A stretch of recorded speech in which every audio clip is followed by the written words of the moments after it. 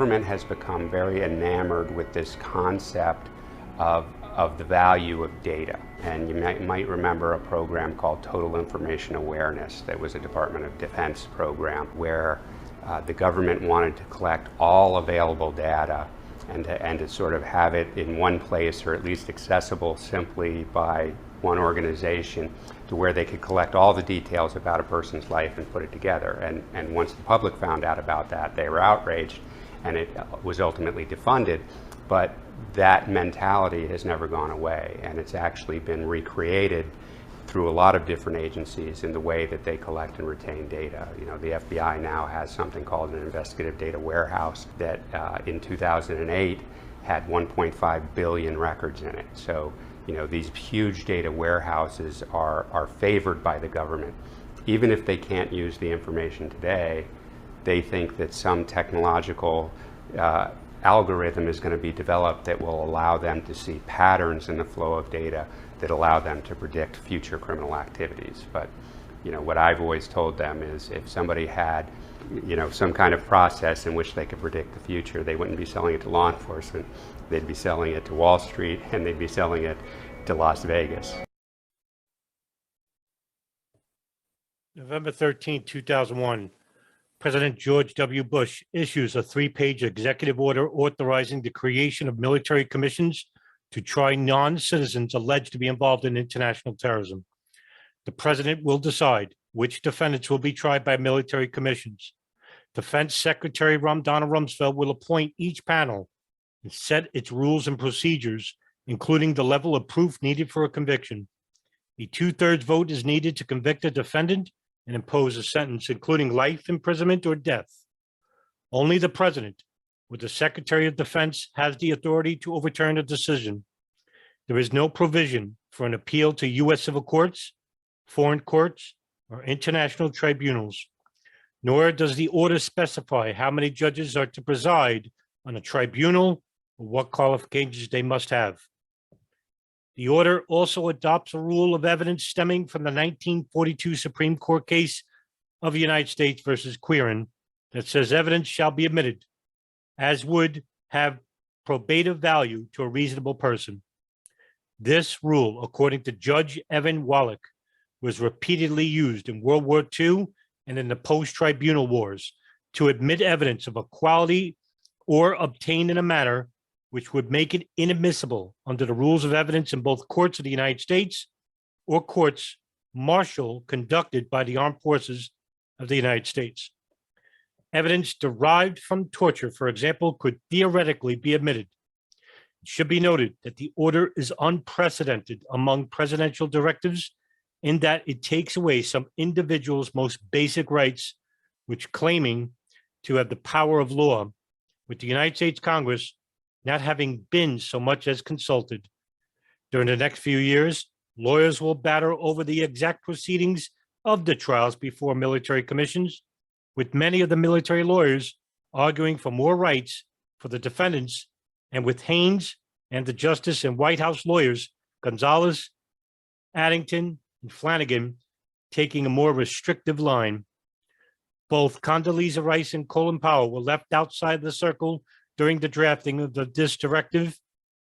Rice is reportedly angry about not being informed. In January of 2002, the Patriot Act permits federal agents to secretly obtain information from booksellers and librarians about customers and patrons reading internet and book buying habits, merely by alleging that the records are relevant to an anti-terrorism investigation. The act prohibits librarians and booksellers from revealing these requests, so they cannot be challenged in court. A University of Illinois study now concludes that federal agents have sought records from 220 libraries nationwide since September of 2001. The Justice Department refuses to say how many times it has invoked this Patriot Act provision, but Assistant Attorney General Daniel Bryant says that people who borrow or buy books surrender their right of privacy. Some libraries and bookstores are unhappy with the law and begin to fight back in a number of ways. Some libraries have posted signs warning that the government may be monitoring their users' reading habits. Thousands of libraries are destroying records, so agents have nothing to seize. Many librarians polled say they would break the law and deny orders to disclose reading records. On January 11th of 2002, Guantanamo received its first 20 prisoners from the Afghan battlefield. It is reported that the prisoners are hooded, shackled, and possibly drugged during their flight to Cuba. Pictures of prisoners being transferred in conditions clearly in violation of international law are later leaked, prompting an outcry.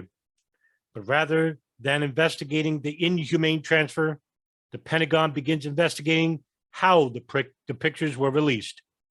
The prisoners are sent to this base leased by Cuba to the United States because it is on foreign territory and therefore beyond the jurisdiction of U.S. law. Rumsfeld, acting on the advice of the Justice Department's Office of Legal Counsel, publicly declares them unlawful combatants and therefore not entitled to the rights of the Geneva Conventions. Rumsfeld would say unlawful combatants do not have any rights under the Geneva Convention.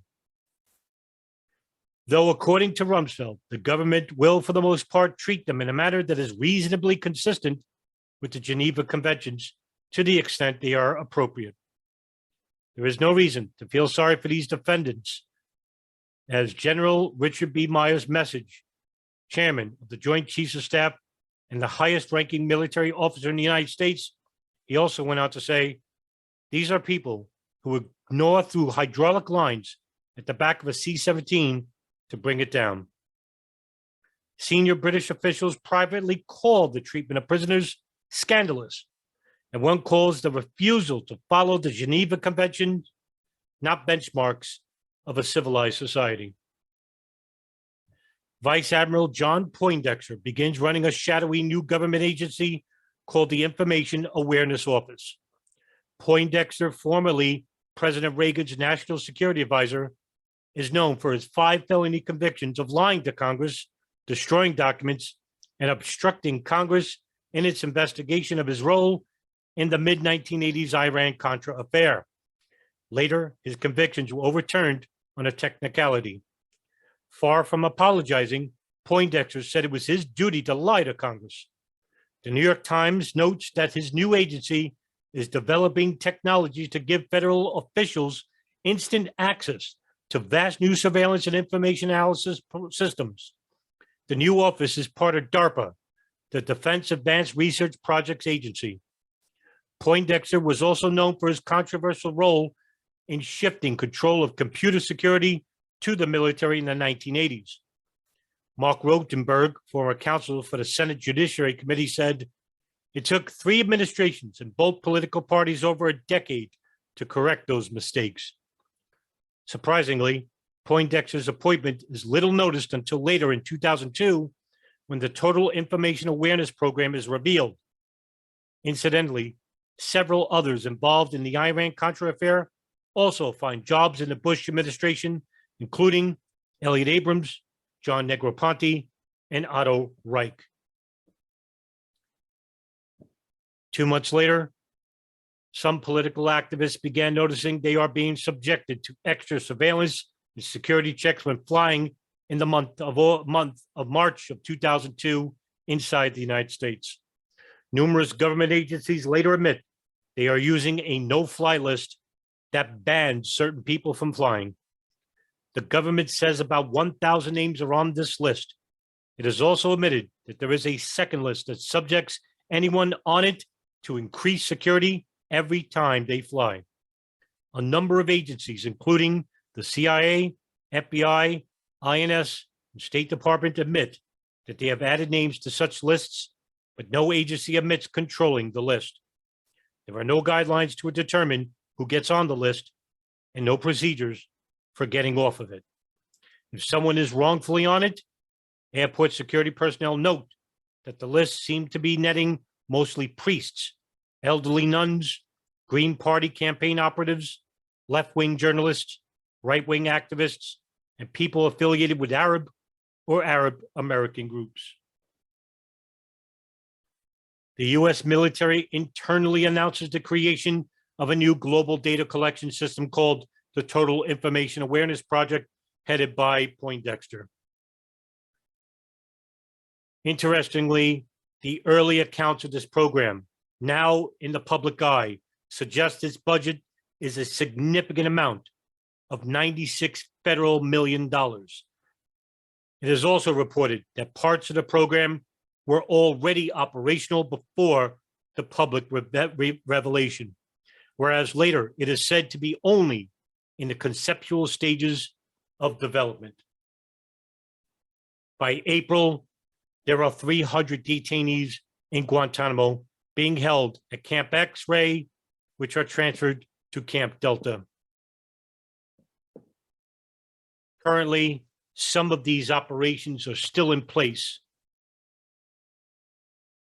And until we stop the federal government from abusing our civil liberties, we will be the future enemy combatants.